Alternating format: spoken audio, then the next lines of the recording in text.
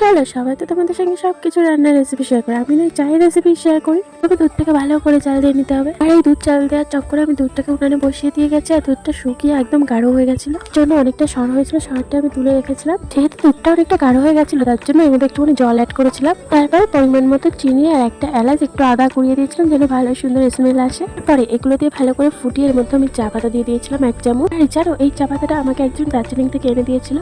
First time try করে দেখছি যে কেমন খেতে। একটা কথাটা বলতে ভুলে গেছি, আগে থেকে গরম দুধ তুলে রেখেছিলাম, তাতে 1 প্যাকেট আমুল দুধ দিয়ে ভালো করে ফুলিয়ে রেখেছিলাম, সেটা চা পাতা দেওয়ার পরে দিয়ে দিয়েছিলাম যেন দোকানের মতো ফ্লেভার আসে। তারপর আমার চাটা রেডি হয়ে গেছে, এখানে চিকেন নামিয়ে নিয়েছি। এইখানে যে আমি আগে থেকে শটটা তুলে রেখেছিলাম একদম দইয়ের মতো, সেই শটটা আমি মিশিয়ে দিচ্ছি চায়ের মধ্যে।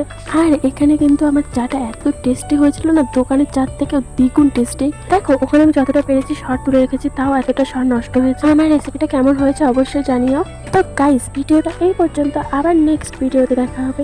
বাই।